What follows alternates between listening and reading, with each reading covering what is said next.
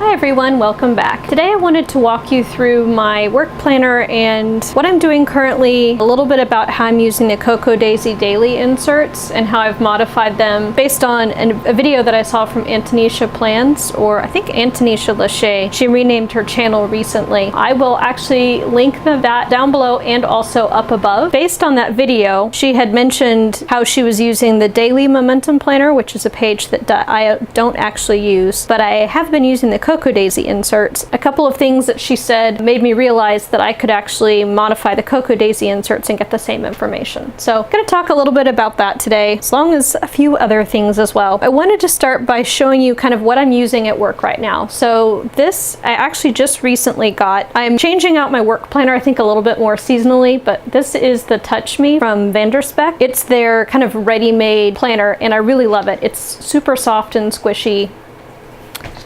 Let me open it up and show you really quick. There's a secretarial pocket here, a zipper pocket, slip pocket, there's another one there.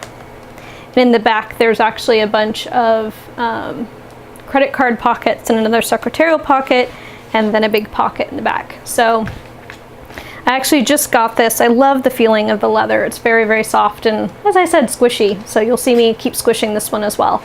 I actually got this after I got my custom planner because their colors in the Touch Me are limited, and this is one of the colors that's going to be going away at the end of the year. It's the Grease Blue, G-R-I-S. I might be pronouncing that incorrectly, but it's kind of a grayish blue color. Looks like it's showing up pretty accurately on the camera. So this is what I'm using as my daily planner. I'll walk you through that in a moment so you can see kind of what I have in here. So I have that. I also am using an A5 size, and I know this is going to be a little bit out of frame, or a little bit wider than the frame, but I'm using a fixed lens on my camera today. So this is actually for all of the committees that I'm on in our industry. So this is a Kiki K, I believe, cobalt blue planner. It came out probably 2 or 3 years ago. They're not available anymore, but I was actually able to find the personal size version of this just because I love this color on eBay. So you might still be able to find it. I am the chair of some of the committees, and so I have quick notes for Robert's Rules because I can never remember the word opposed.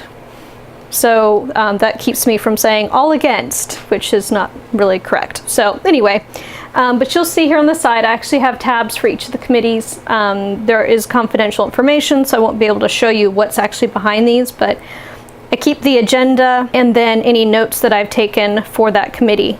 The CalRHA one is a little thicker than the other ones because I actually take minutes for that committee, so that's where I keep everything. In the front, I can show you though, at the beginning of the year, I actually got the A5 inserts from Inkwell Press. It just wasn't working quite how I wanted it to, but I did keep the first few pages. As you can see, I only wrote down things through June, and then I kept the little notes section here. This is all just basically blank paper, and then these are the meeting notes pages I grab when I need to take notes. And then the rest of this, as I mentioned, is everything from the other committees, and then there's just a sheet of notes paper in the back if I need to grab something to make a note. In the front here, I just have a few other agendas, things that were handed out that were like full letter size, and then I have some random stickers and things that match the Inkwell Press inserts. So anyway, this only comes out when I'm going to a committee meeting, and to be honest with you, I actually have been using my iPad Pro a lot more. I just download the PDF of the agenda and anything I need, and then I've been using the Apple Pencil just to write straight on the agenda electronically, and then I save it, and it ends up being a lot lighter than this thing is at the end of the year. I've actually been doing the whole iPad thing for a couple of months. This thing actually gets very, very thick, and I have problems opening and closing it about this time of the year. So that's why I've kind of gone away from using this quite so much. And then just as a review, if you haven't watched it yet, I have a quarterly monthly plan with me that talks about the Momentum Planner. So I will actually link that up above, and I'll link it down below as well, so you can watch it if you haven't seen it already. This is this week for the Momentum Planner. This is where I do all of my initial planning as far as projects, what I'm working on this week, what my events are, and then kind of breaking things down based on what days I have available and what time I know I have to work on things. So I will bring this out in a moment again. as I mentioned, when I was watching Antonisha's video, she was talking about how she's using this daily momentum planner. And again, because I use the daily pages in the Cocoa Daisy and also the Annie Plans printables in my personal planner, I actually wasn't using these. But she talked about how she was using things and how she didn't necessarily want to use these pages either because they are a full letter size and that is kind of heavy to be carrying around. She talked about using this information in one of her other planners and transferring it to a daily page and kind of creating her own insert to be able to have the similar areas. That's what got me started thinking about using the Cocoa Daisy inserts in a similar way. So here is one of the Cocoa Daisy inserts. I only use these for work days. I don't actually use them every single day, so I had some extras. They are two-sided facing, but there's like an extra sheet on the front. And I'll show you the inside of my work planner in a moment so you can see how I'm using these. So I took one of the extras and I just made a note about how I wanted to use these. So there's a section for schedule, so I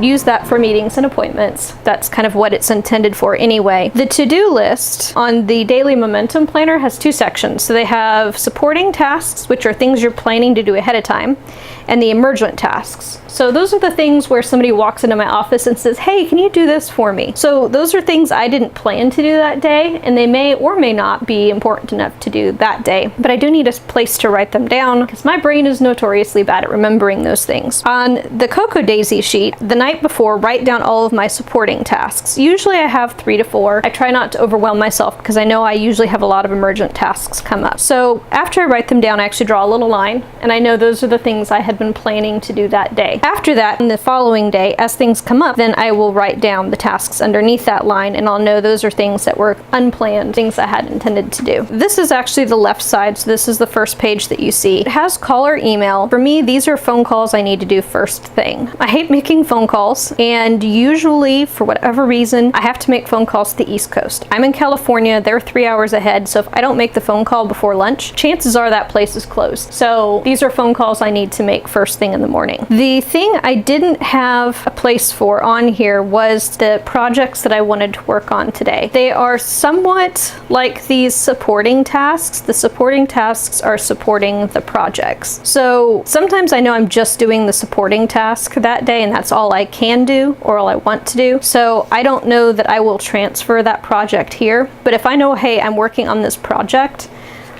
this supporting task is going to be the first step to kind of get me going. So if you follow David Allen and GTD, Getting Things Done, he calls this the next action.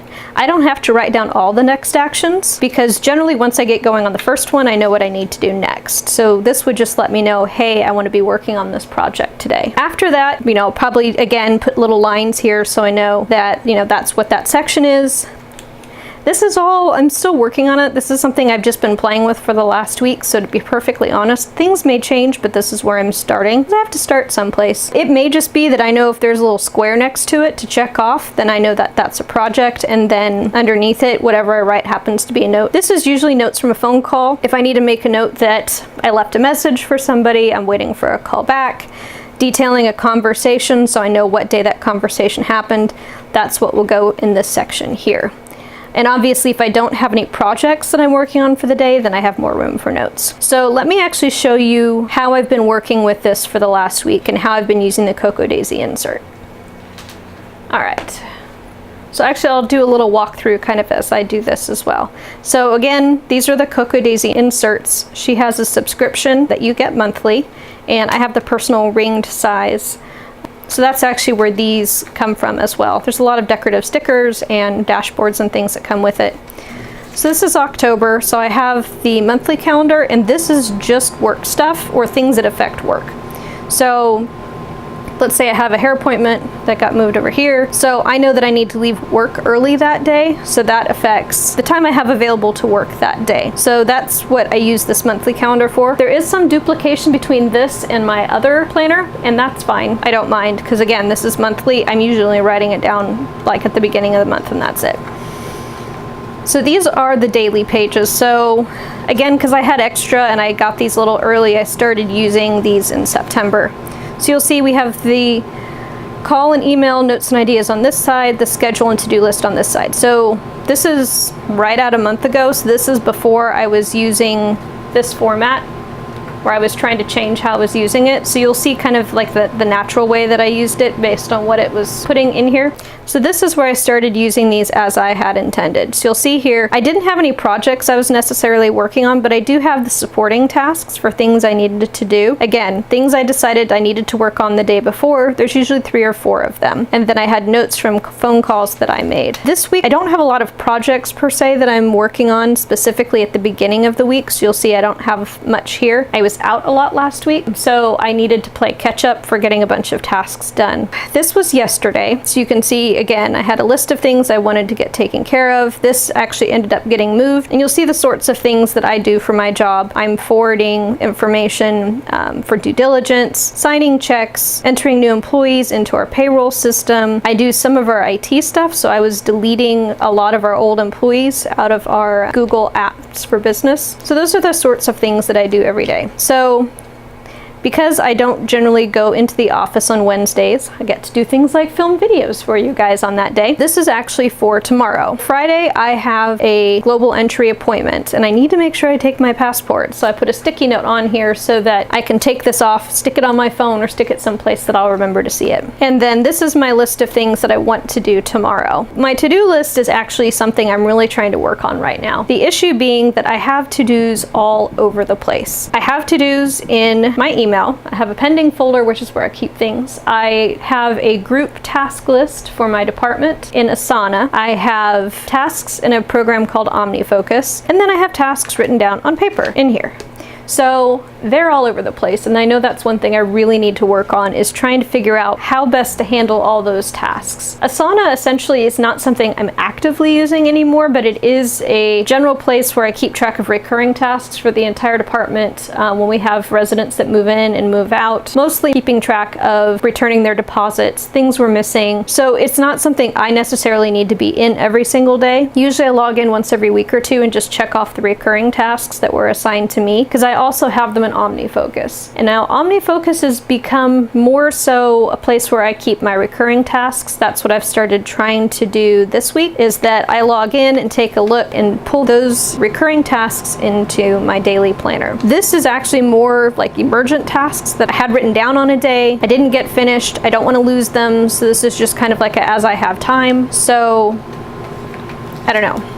It's something I'm working on, and while I might have planner piece for my personal planner, I don't have planner piece yet for my work planner. I'm trying to figure out the best way to keep track of things, not lose stuff, but I am a paper person. It's, for whatever reason, it's faster for me to just write it down on paper than to have to go over to a new program and type something in. So I'm still working on that. All right, so that's pretty much how things are set up.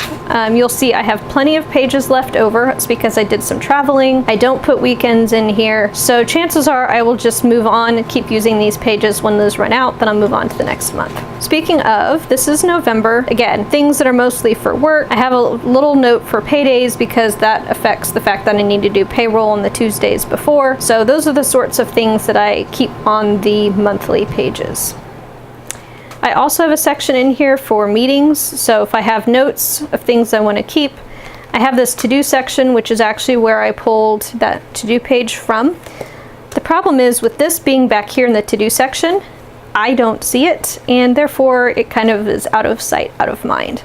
And then these last sections are actually empty, because I had this information in a different planner with smaller rings, and I didn't have enough room to add November in, so I took out, it was basically just blank pages. There wasn't anything back there. So this is really simple. Essentially, this just keeps me focused throughout the day. I keep it open on my desk, and it lets me know what it is that I need to be working on for that day. So hopefully that gives you a little bit of an idea about how I'm using a planner at work, the sorts of things that I am keeping track of. Again, this is definitely a work in progress. It may still change because I am using this for the weekly information. I don't know that I necessarily need to put the week's projects on every single page, or the day's projects. I don't know. I'm still working on it. Like I said, this is something that I am trying to figure out how best it works for me. It is different for every single person. It depends on what you do. I have a very cyclical type of work, so I don't have a very project-based work environment. That being said, I do have projects that I am working on getting accomplished, and I'm actually trying to become more of a project-based planner more than a reactionary type planner. It's a shift. Again, it has a lot to do with the fact fact that my job description changed at the beginning of the year, and I'm still working on how best to work on all of this, because before basically I had a monthly workflow and I worked through that all the way to the bottom, and when the month was done, and then I went back up to the top again. So being able to take a look at projects that need to be done, actually setting goals and moving them forward and getting them accomplished is a little bit new to me as far as being able to work on those sorts of things. With that, if you like this video, please give it a thumbs up. If you aren't already, I hope you'll subscribe to the channel. I do have new videos coming out about every week or so. I've been missing the last couple of weeks because I did some traveling last week, and you wouldn't think that being across the country for a single day would make you jet lagged, but boy, it took me a long time to recover from that.